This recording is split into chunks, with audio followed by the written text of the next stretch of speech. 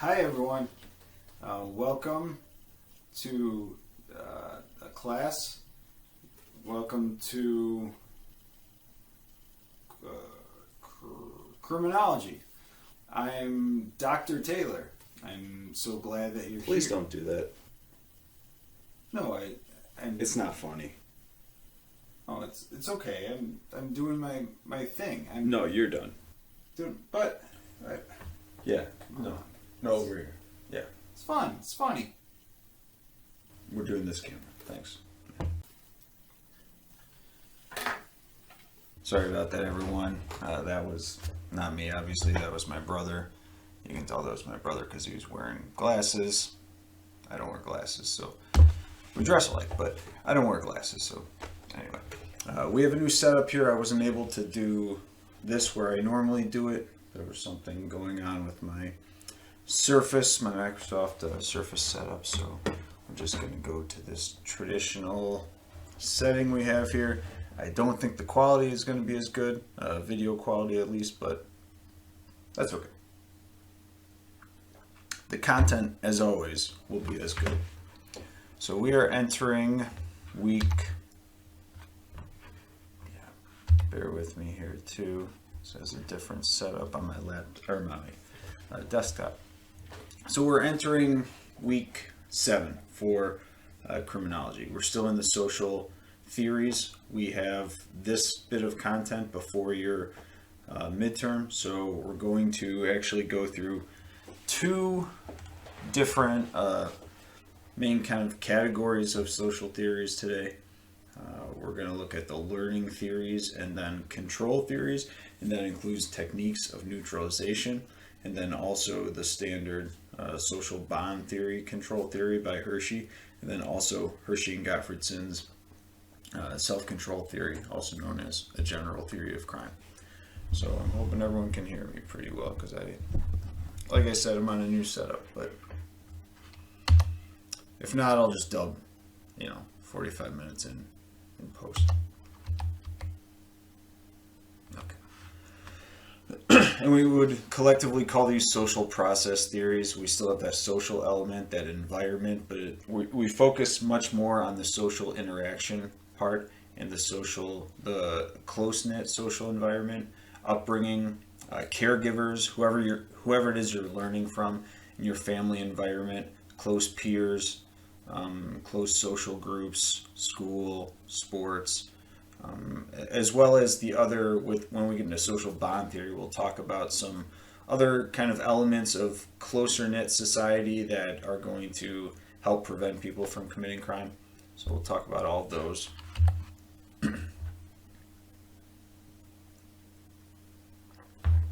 So again, we are focusing still on this role of the social element as opposed to individual. And we're focusing on learning. How does one learn about crime, right? We have already kind of established that we're not believing crime to be just a natural thing that people are born with. Even if it's a social product, it's a learned behavior. And so how do people learn that behavior? How do people learn about crime? Who teaches them? How do people learn to commit crime?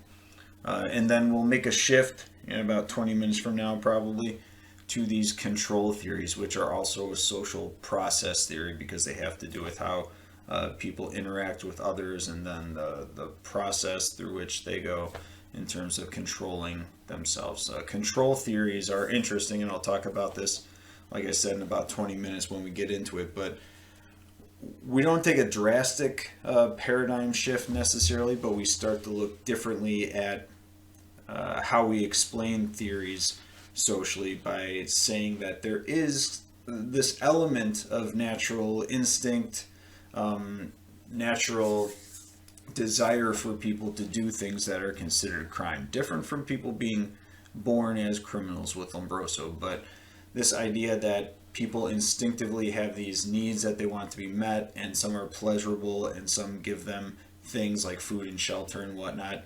And so it's actually controls that we have in place throughout our lives that are created in different ways, but it is actually the controls that we have present in our life that are preventing us from committing those crimes. And then sometimes if those controls weaken, sometimes if they're not fully developed to start with, or at times they temporarily weaken, which we'll see with techniques of neutralization, when that happens, that's when crime occurs. Some key concepts for the learning theories, and I'll give you key concepts for the control theories as well. As I mentioned, the main one, we're focusing on crime as a behavior here. So we're not getting into the big societal context and critical theory yet or anything like that, but we're just simply looking at it as a behavior. We incorporate a lot of psychology in this approach, especially the specific social learning theories that we're going to get to in a second with conditioning and reinforcement and whatnot. This is all pretty classic psychology-based concepts that have been used to explain a lot of different things. And one way to look at crime is to look at crime as a behavior. It's a behavior that's been deemed criminal because it's a violation of one of many laws, but it is a behavior. So people learn that behavior in the same way that they learn other behaviors. And again, so it's learned. People aren't born with this. This isn't a behavior people are born with, even if we're saying it is a behavior. So it is something that's learned. The relationship is where we learn that behavior from. Generally speaking, the closer the relationship, a parent, a caregiver, somebody who is bringing you up, somebody who you are dependent upon, somebody that is going to be able to give you their knowledge continuously throughout the day, for good or bad. You know, in the situations that we're talking about, it's normally going to be bad because they are teaching you some criminal belief or some criminal definition. So the closer, whether it's frequency, duration, however you decide to measure it, the closer the relationship, the more influential it will be in teaching you behavior. And that makes sense if you think about not crime, but any other behavior, right? Your parents, if you're raised by your parents, they're going to have much more influence on your upbringing and your school and grades and other beneficial things than somebody that you see every now and then. So that is going to, that translates as well to your peers. Close peers are going to have, even if you're with classmates, for instance, when you're, maybe a little younger in high school and grade school and whatnot, if you're with classmates throughout the day, that's duration and somewhat frequency, but maybe not intensity. You don't have as much of a relationship with them as you do with your close friends. So you're not going to be influenced as much by that group of people as your close group of friends, your close relationship. I may spend time, and this generally, and I think I talk about this with control theories, but generally we focus on the formative years a lot, meaning the years in which people are, adolescent, when their ideas about things are formed, when they are, impressionable and whatnot. Generally we focus on that, but the relationship part of it can have to do with your relationship of a spouse or something like that, especially if it's, that's why we see some people, some partners offend the same way if we're talking about drug use or something like that. So the closer the relationship there, the more influential. My wife is going to have much more influence on me than, say a coworker, even if I were with the coworker for 9 hours a day and my wife only a few hours a day, because of the other intricacies of the relationship. That's going to be a closer relationship. Reinforcement, either negative or positive, and I'll talk about this in a second, punishments and rewards. The idea that these learning theories have is that not just necessarily exposure to something is going to teach somebody that behavior, but it's the aftermath of, or it's the reaction rather, to what those individuals do. If you get a punishment as opposed to a reward, it's going to kind of extinguish the behavior, so to speak. If you get a positive reward, even if it's a negative thing, if it's something that we deem negative by society, then getting a positive reward is going to reinforce that behavior. And that's going to occur throughout the learning process, and that's going to allow individuals to learn things, which in this case is going to be criminal behavior.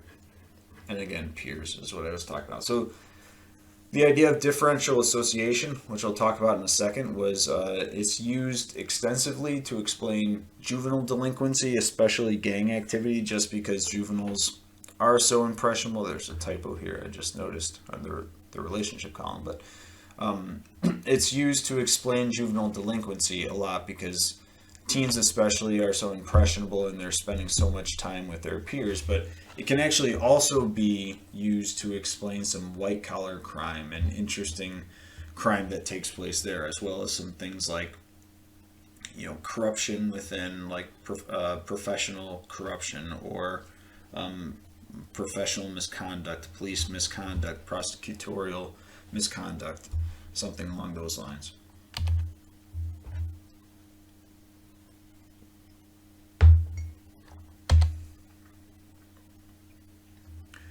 So I might skip through. I don't want to make this an hour long. We need to get through stuff, obviously, but differential association is what I just referenced.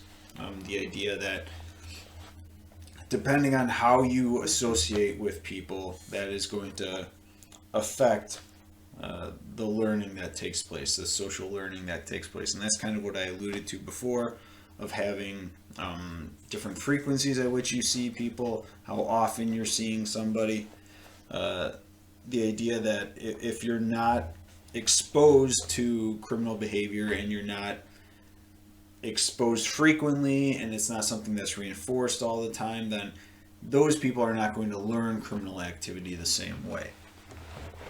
And then if people are reinforced differently, people may do, if you have two individuals, say a very small sample set, but if you have two individuals who are doing, let's say, you know, two people in high school, they're doing, they do something to get in trouble in high school, and the dean or the principal or counselor, whoever, calls home, writes a letter home, whatever the case is, to their parent or caregiver, and one of the parents or caregivers is very, disciplinary, very, punitive, maybe just, we'll say disciplinary, and the other one is not at all. The other one maybe even makes light of what happens, belittles the person who called, and says that that individual did a good job. What they did was good. You should have punched so-and-so, whatever the case is. You should have defaced whatever locker.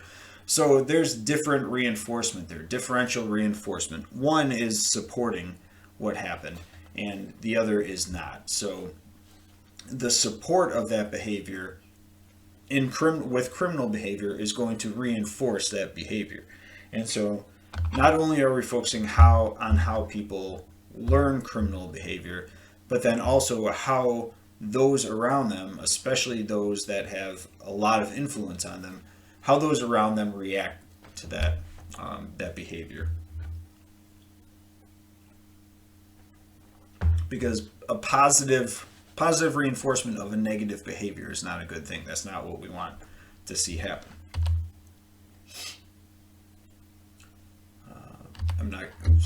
I'm not going to go through all these in length, but Edwin Sutherland, I think I didn't put his name up there actually.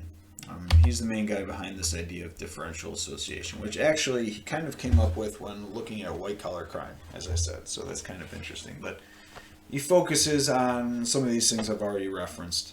He has 9 principles that he considers crucial to this idea of differential association. Again, meaning that depending on how you are associating with people who are acting criminally to start with. And so that's kind of one of the criticism of this theory, is it just focuses on how that criminal mindset and the criminal definitions and behavior, how they're learned from other people. So you can say, but okay, let's go back and back and back. How did that original criminal behavior come about. If we're saying that person C learned it from person B learned it from person A, who did person A learn it from? Where did that come from? Where's that motivation? What's inspiring that criminal behavior? So this might be a good theory that can be used in tandem with something else, similar to what we see with routine activities theory. This doesn't necessarily explain everything, but it does explain maybe a lot of why. If you think of this may seem a little out there, but if you think of COVID, right? We have kind of an explanation as to where it came from, not necessarily, but what if we don't have, what if we are just focusing on how this spreads, which, we have been in general, focusing on herd immunity and whatnot and how it spreads, and we're not focusing on where it came from, then people might say, okay, but can we prevent it from happening in the future? And so that's kind of the problem that we run into. Going the wrong way.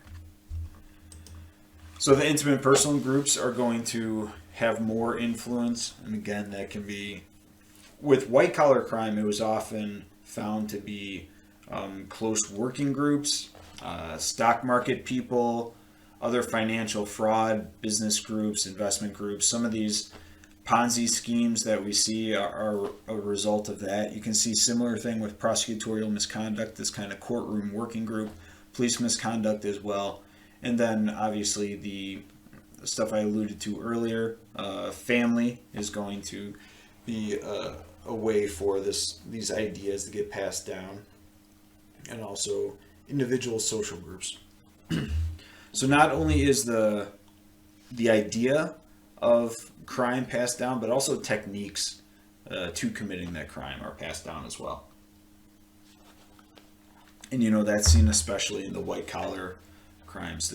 The idea and the rationalization and the just do what you have to do to get money type of thing, and you're not really hurting anybody with these penny stocks or whatever else is going on. So that's just kind of the attitudes and beliefs around it, but then the actual techniques are learned as well and passed around individuals in that group.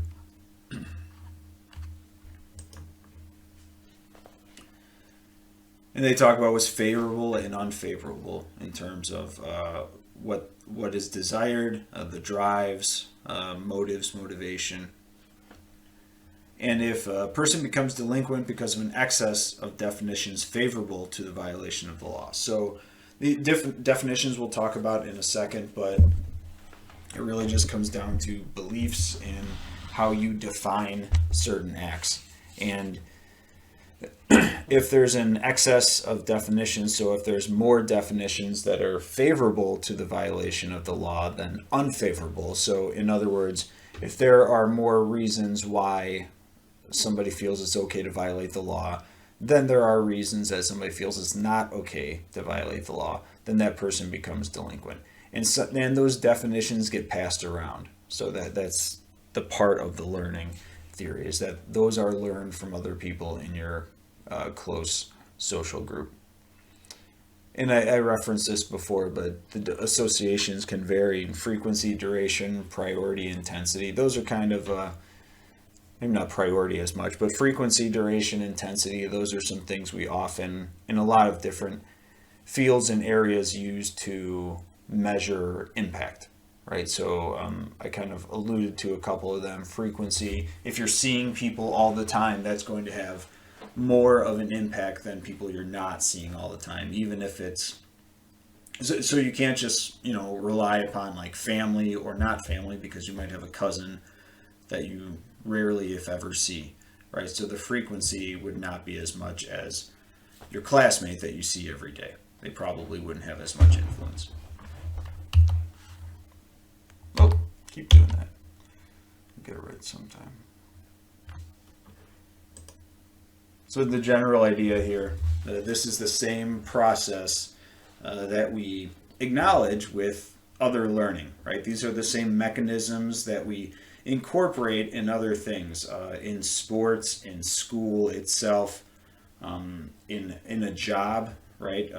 We have mentoring and other things like that. We acknowledge this idea that people are going to learn things from those around them, and they can learn the ideas behind them, and then actually how to do them as well. So we just translate that to criminal activity.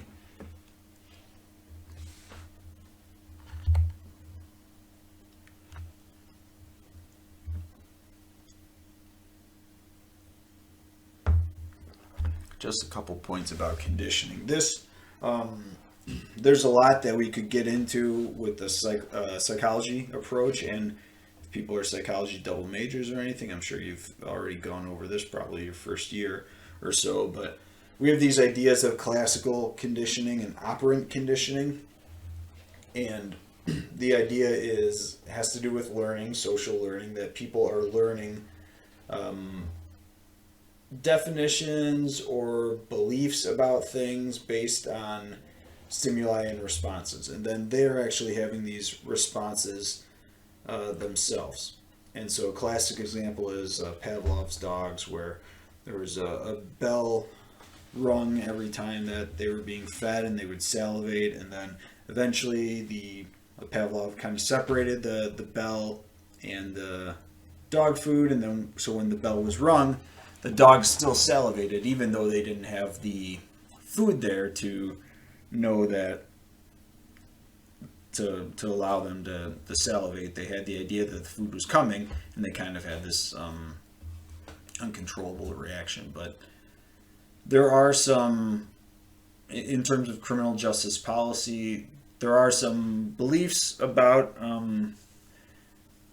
some physical aspects of, for instance, sexual offending or drug abuse or whatnot, where some places do use this idea of classical conditioning, and that your body will have a certain response to something, and if you are given, for instance, antabuse, I believe, is the drug that people can be given that will have a reaction to usually alcohol, but some other drugs. So if they have an issue with substance abuse, being given that is going to make their use a bad experience, and that is going to condition them a certain way, and then they might even get that bad experience without even having the antabuse.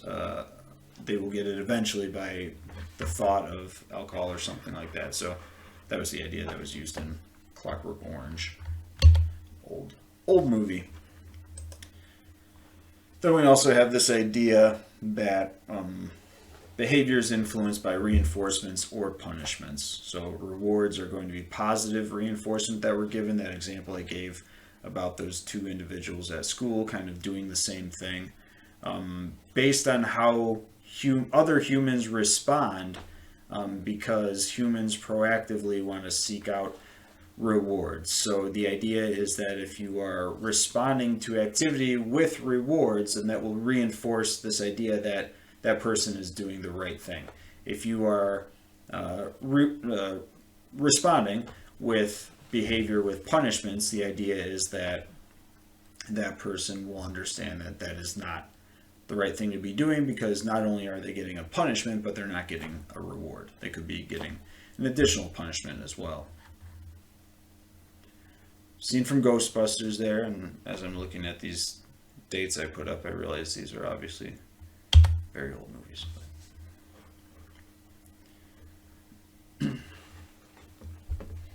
So I'll just click on this real quick. So we mentioned most of this already, and there's some research on there, and this depends on who you're talking to at least, but. So imitation definitely takes place when people are around other people that are committing crimes. They model that criminal conduct, and they learn from that, especially if they are someone like an older cousin or something, or a parent, or somebody they look up to. The motivation to imitate that individual might be greater at that point. But there's also some that would say there are other other ways that people can be influenced and imitate others. There are ideas that, long-term exposure to certain media is going to be enough of an influence and enough of, large enough frequency and intensity in somebody's life that they might imitate what they see. So that conversation can come up when we're trying to explain certain crimes that maybe somebody has seen in a film or TV or whatever else, or copycat killings that we see sometimes from news media coverage. So sometimes we see this shift in terms of how the media may want to report things like that because of this fear of imitation. And again, that is debated for some people because they would say that's not exactly the social learning that we were talking about, but others would say it is.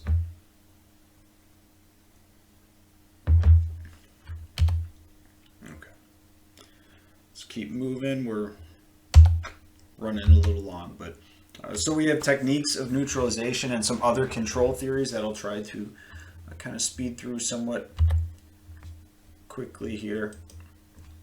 Control theories are still these social theories that are these social process theories because they have to do with kind of how people process things and how people develop and other things to that effect and how they interact with their social groups. But they take this approach that, so it's not exactly the classical school approach, but they take this approach that criminal temptations, deviant acts, the idea of committing those is in our nature. And keep in mind, we're not saying that people are born criminals, but we're saying that there are a lot of things that we consider criminal that without these laws, if people were in a vacuum, then they would be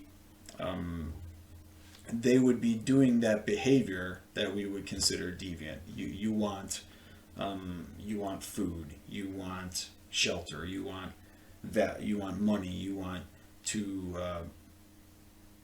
retribution to somebody that harms you. You have all these other things that people instinctively might want to do, and then some other crime is fun, enjoyable, rewarding, whatever, if it's financial, whatever.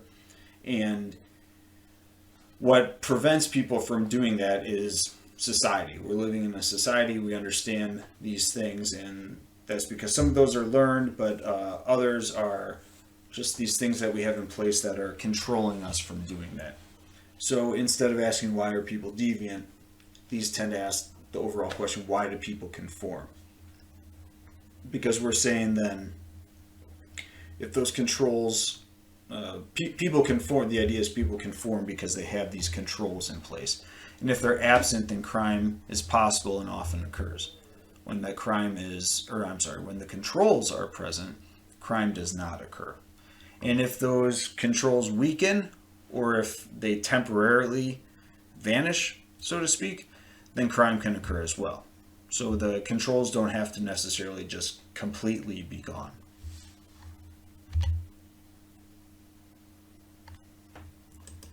Neutralization theory, or techniques of neutralization. The techniques are kind of the 5 parts of neutralization theory, or drift theory, it's also called. So I'll get to that in a second. But the general question or idea that prompted this, if social pressures causing delinquency were so powerful, so if we focus on some of the other social disorganization and other theories that we've talked about, if those are so powerful, why is it that even the worst of delinquents seem to be fairly conventional people actually conforming in so many other ways? I mentioned this before in class, I think, but I think I brought this up with routine activities theory because it's kind of the similar approach when we look at situational crime. But people who are committing crime are still, for the most part, very conventional people. They have very normal lives. Most aren't, terrorists. Most aren't recluses. Most aren't living out in the woods with Ted Kaczynski. But most are fairly normal people. Some are, extremely normal, extremely established, conventional, affluent individuals who still do commit crime. And so even those that we consider habitual offenders, they're not committing crime all day, right? So Why is that? What is it about that time period, however long it took that person to commit that crime? Why is it that at that point in time somebody felt it was okay? Because it seems like they have these controls in place and they have these things in their life in place that are preventing them from just committing crime as they see fit all the time. But something broke down, right? Some control broke down at that moment.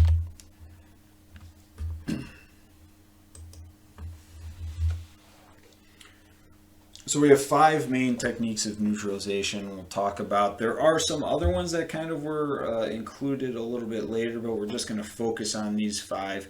Some of these do overlap a lot, especially I would say kind of denial of injury, denial of victim.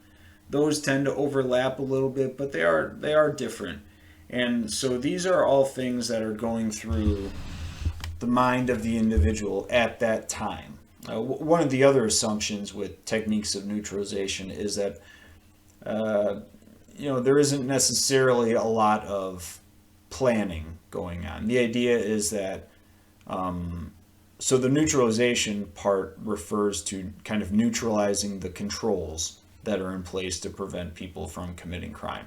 So and the techniques refer to the different ways in which people do that. So there are different ways in which people neutralize or eliminate temporarily the controls they have in place that are preventing them from committing crime. And thus, once neutralized, they commit crime.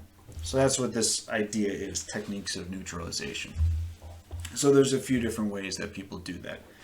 Denial of responsibility. Basically, they say, and this could be in a couple different ways, but they say they're not responsible for their behavior. They might say they had no choice. They might kind of take their, they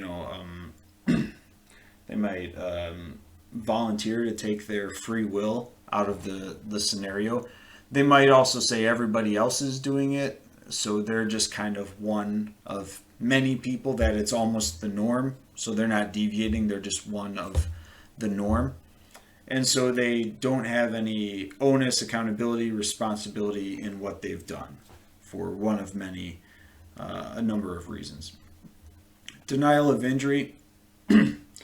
They say nobody was hurt by their actions. This, if we're talking about interpersonal violence where it's, pretty clear that there's some injury taking place, you might not see this as much. It depends on the individual, but you might not see this as much. But the idea here is that people may know that what they're doing is wrong because it may injure somebody. But if to them they feel that what they're going to do isn't really injuring anybody, then they might say it's okay to do it.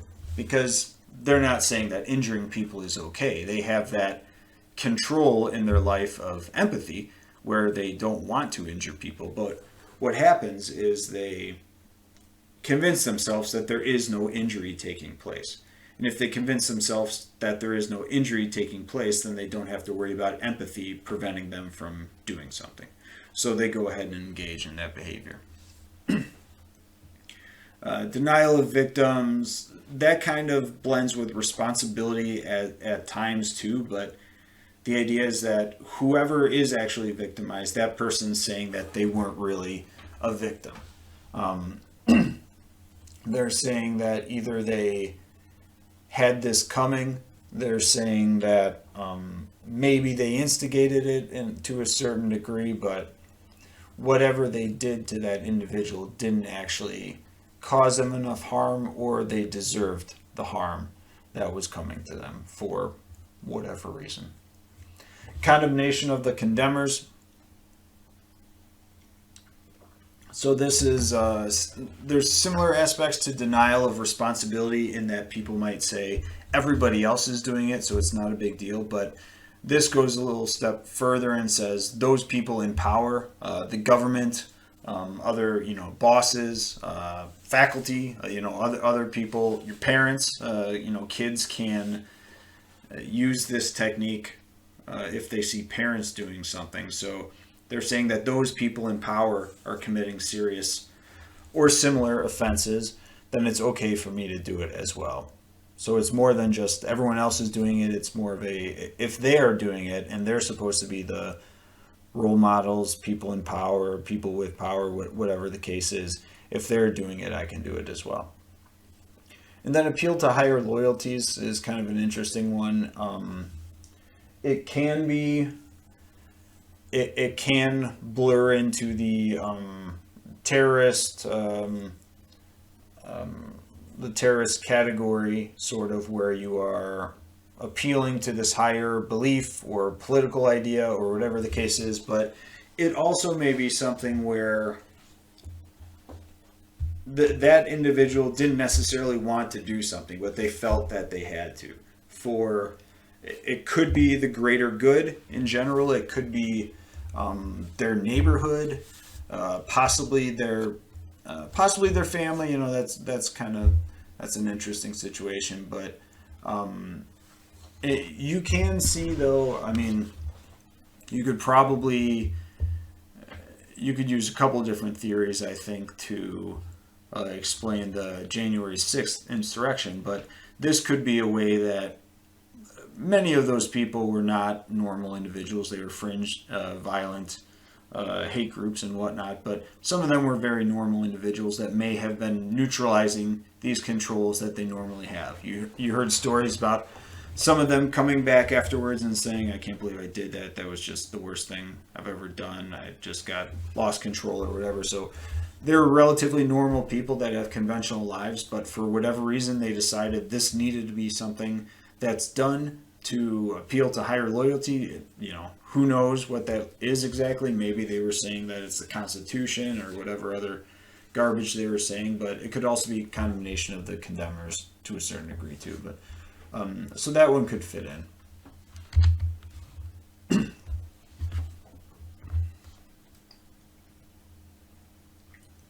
I just threw a couple examples. Here's a good one. I'm not going to go through all of these necessarily, but so if this isn't a larger scale appear to the higher loyalties of the Constitution or something like that. An example: Thomas Lakeland is arrested for the murder of a local Little League coach. Lakeland has children, but they were not in sports and had not been coached by the victim. Lakeland, however, found out through neighborhood sources that the coach had been molesting players. No, I didn't know the guy, he said when talking to police. I had to do it, though, on principle. He was abusing them, the kids from my neighborhood, for the benefit of the community. I couldn't let that continue. So, a couple things that I underlined in this situation. This didn't seem to be a response to anything on an individual level. He wasn't retaliating to this coach molesting his children. His children weren't even possible victims, right? So it's not like they were even exposed to him and he felt he needed to do something. He didn't even know the person, so this was someone he'd become aware of, but he said he had to do it in principle. He was appealing to the higher loyalties of, principles, of goodness, of whatever. The neighborhood is kind of the higher loyalty as well, even though it wasn't his child. He knew the kids from the neighborhood, so for the benefit of the community, he couldn't let that continue. It seems, in talking with police, seems pretty rational and whatnot, and he's got children he's got ties to the neighborhood, so he seems like a pretty conventional person otherwise, but something about this allowed him to neutralize that conventional aspect of him and neutralize those controls.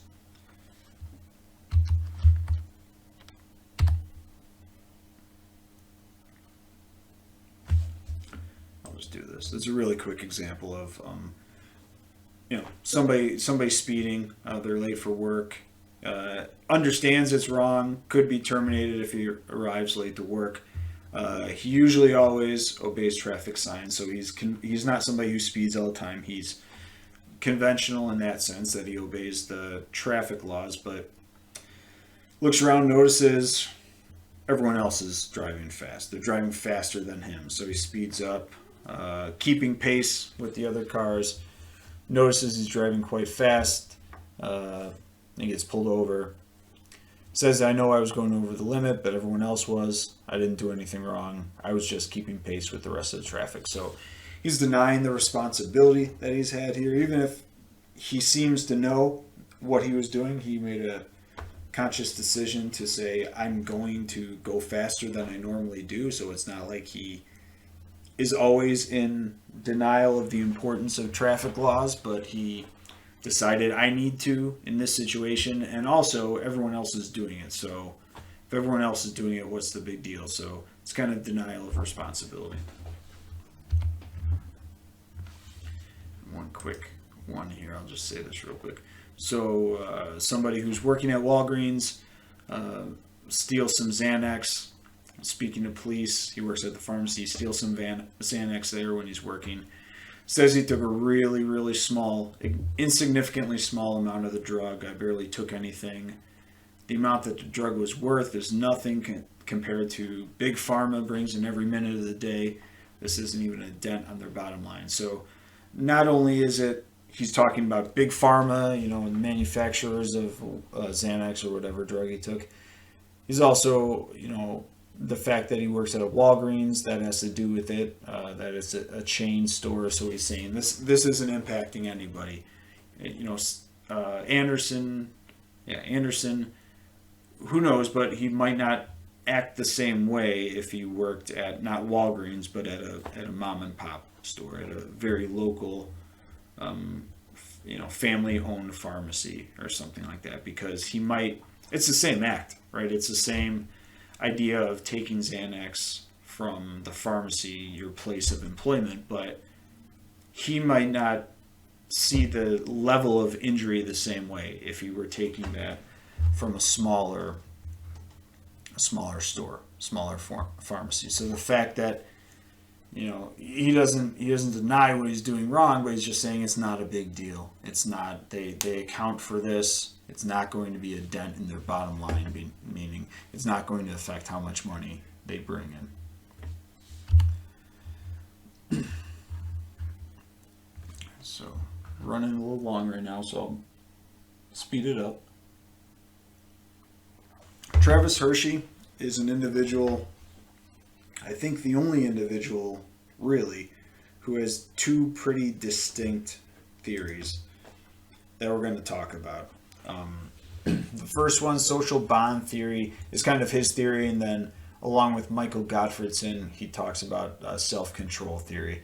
And this is another control theory. He wants to explain why people do not commit crime. So the idea is that crime is natural and those instincts are natural, like we talked about, but there are these social bonds that people have and things that people are bonded to within society that prevent them from committing crime. So those are controls, basically. The social bonds are their controls. And if those bonds are weak or absent, then crime can occur. Delinquency arises when social bonds are weak or absent. So this is a very interesting theory, actually, and it can be applied, I think, in a lot of different ways. So I'll talk about it as long as I can. The four that we talk about: attachment, commitment, involvement, belief. Attachment is believed to be the most important, and the idea is that those are different elements of people's lives that make up these bonds that are going to prevent them and control them from committing crimes. A big one, attachment, most important element, the importance of relationship.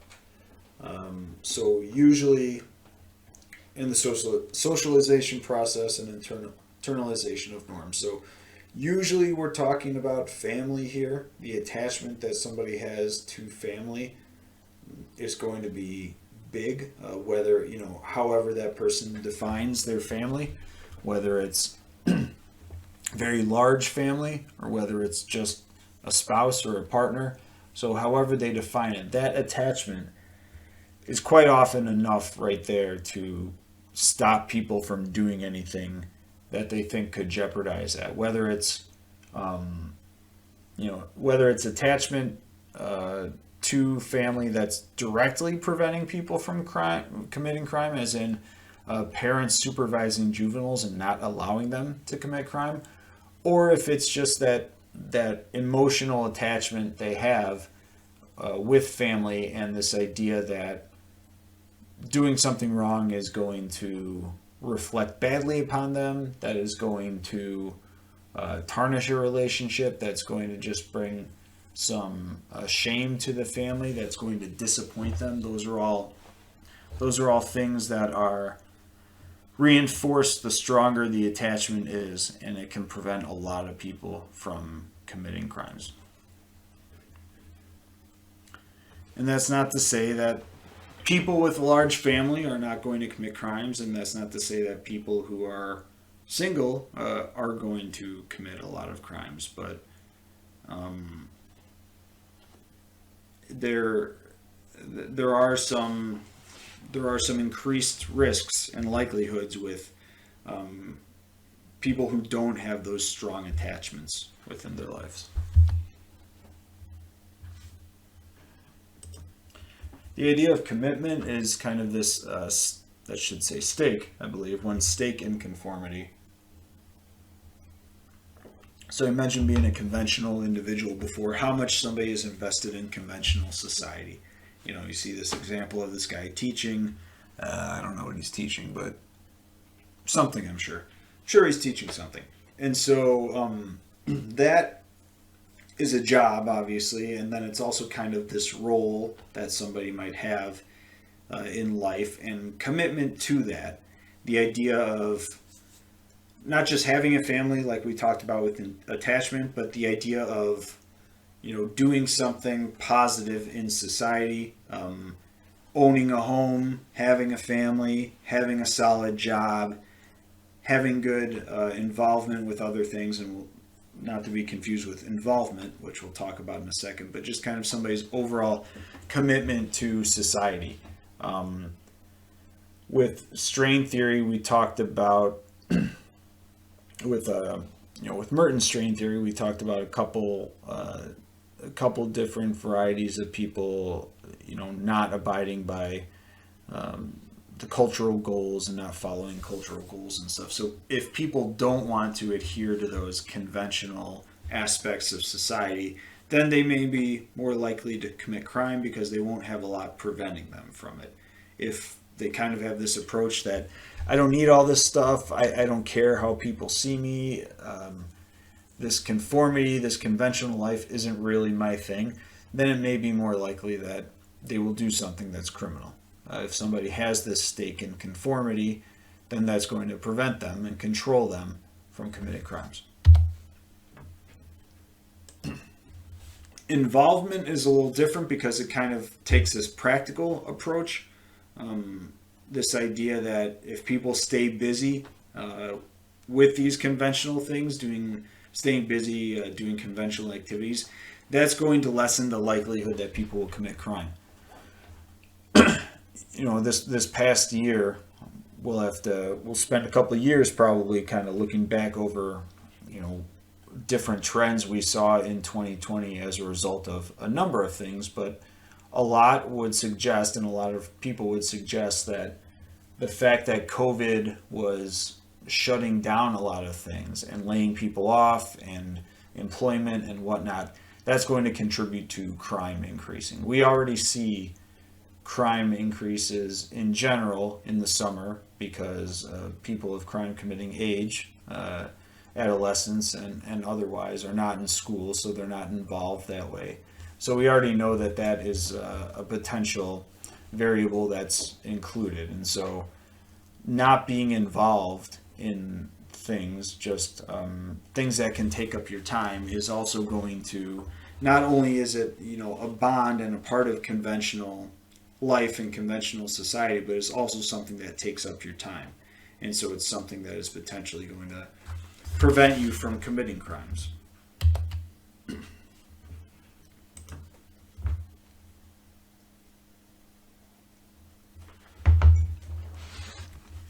And then belief is kind of this all-encompassing element to a certain degree, but it's the idea of morals, the idea of ethics, the idea of what's right and what's wrong. If people have these even if you don't have strong aspects of the other three bonds, which might be difficult, but let's just say you don't have strong elements of those. If somebody has a strong belief about what's right and wrong, however they obtain that belief, if it's based on religion, if it's based on upbringing, it's based on whatever else, then that could be enough to be preventing people from committing crimes, because that's going to control people. This idea of what's right and wrong. So it's subjective, and people can definitely, we see differences in how people live their lives and the behavior they commit. We see differences based on different things like religion, geography, different ways people are taught what's right and wrong, and different observations of right and wrong, which are not objective things, they're subjective. So we can see that influence people's lives greatly. The other theory that Travis Hershey focuses on with Michael Gottfredson is this idea of self-control theory, published as a general theory of crime because they felt that these principles could be generalized to all crime. So again, crime is seductive, fun, exciting, it's got this natural element, and those who do not have self-control are going to fall prey to the seductions of crime. And if you haven't developed self-control and internalized it early in life, because they say because of parenting, basically, then you won't have, excuse me, sorry, that was an accent, then you won't have the self-control in your life to be able to prevent yourself from committing crime. So if we look at the two different scenarios that would exist here in terms of the relationship between crime and self-control. So with both, we assume to start with crime is exciting and seductive. And then if there's the presence of self-control, then we have no crime or deviance. And so if crime is exciting and seductive, but there isn't the presence of self-control, so there's the absence of self-control, then crime and deviance can take place.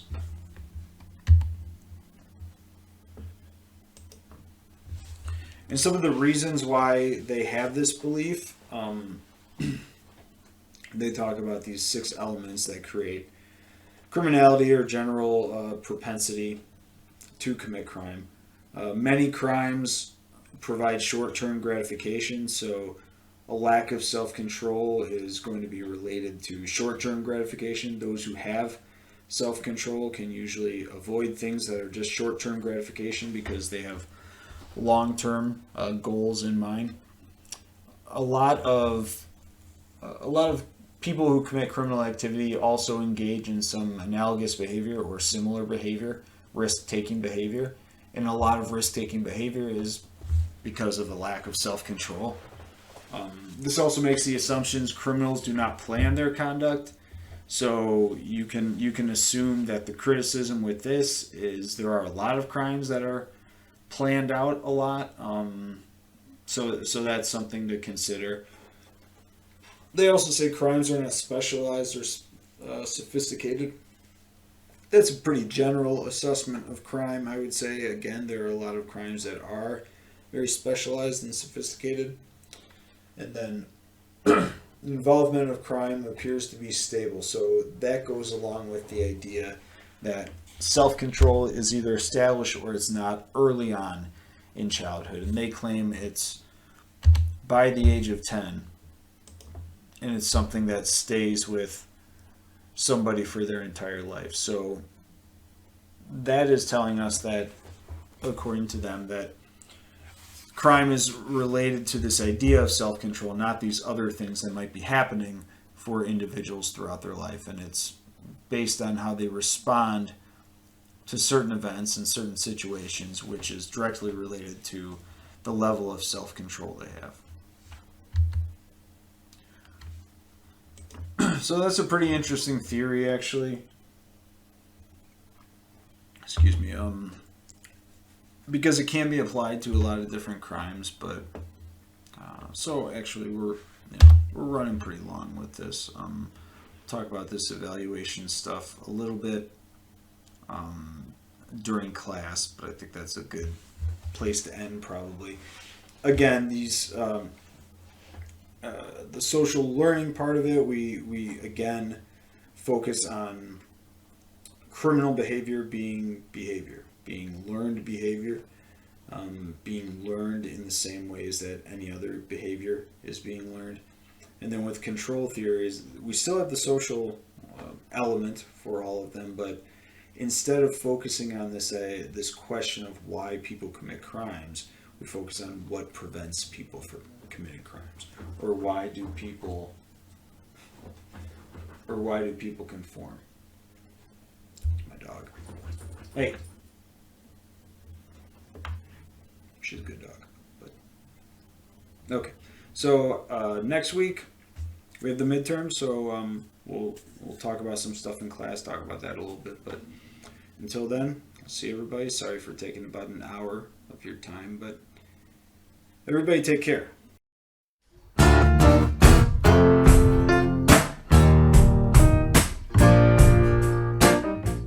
So yeah, I'm glad you stopped by, man. It's been a while. I haven't seen you. I like the glasses though. It's really, it's really a surprise. I mean, I just came in and you were in my office in my chair. So it was a surprise. So, are you staying long, or I don't know. okay? Because I got stuff to do. I'm working. Yeah, we got a son. So you should meet him. You should call every now and then. I gotta go, man. I'll see you. So okay. All right. Okay. Thanks for coming by. Yeah, see you. I hate that guy. Don't let darkness hide you from my face, baby. Shed a little light. It's me. All right. Your brother. Sten. Your brother Sten. It was me all along.